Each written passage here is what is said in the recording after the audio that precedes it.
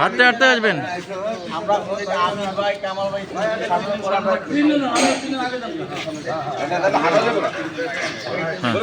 হ্যাঁ রেডি, বলতে বলতে আসেন। হ্যাঁ কথা বলতে। আজকে আমরা যে পরিষ্কার পরিচ্ছন্নতার এই কর্মসূচির আলোকে ধারাবাহিকভাবে আজকে আমরা বিপি মোল্লা জান্নাতবাগ মাঠে আসছি। এসে প্রথম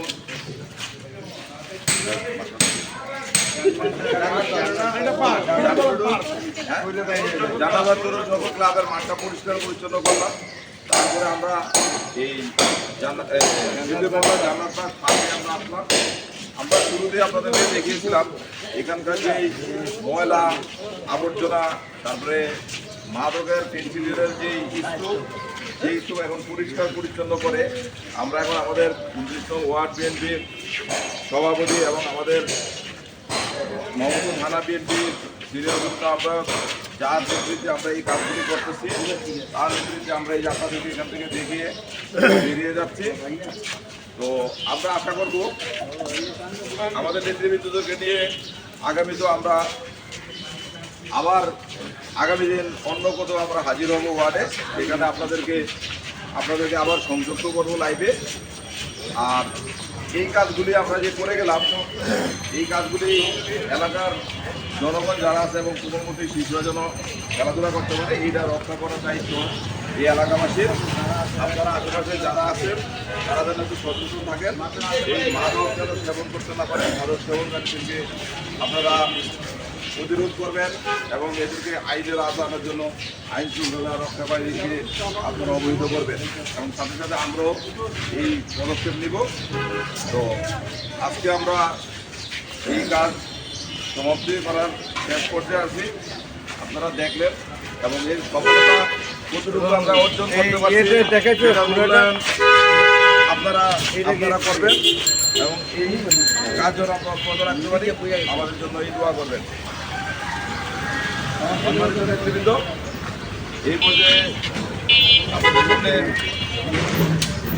সংক্ষিপ্ত বক্তব্য রাখবেন আমাদের 29 নং ওয়ার্ড বিএনপির সংগ্রামী সভাপতি জনাব মোহাম্মদ আমির হোসেন। বিসমিল্লাহির রহমানির রহিম।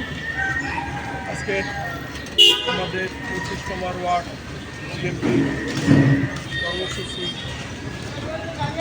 পরিষ্কার পরিচ্ছন্ন মোহাম্মদপুর থানার এই আমাদের আজকের কর্মসূচি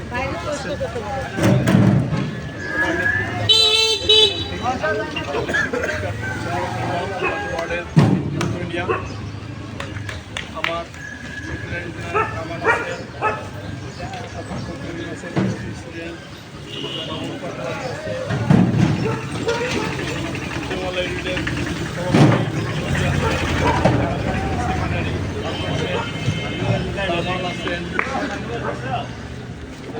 সুমন আছেন, আমাদের 6টা ইউনিটের সভাপতি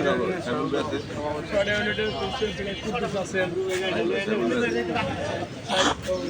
সদস্য আমাদের মহিলা নেত্রীরাও আছেন, সাইকুল ভাই আছেন, আমাদের মহিলা নেত্রী তারা আছেন, শাহনাজ আছেন, আরও অনেকেই আছেন, মাসুদ আছেন ইউনিটের সভাপতি, সবেরে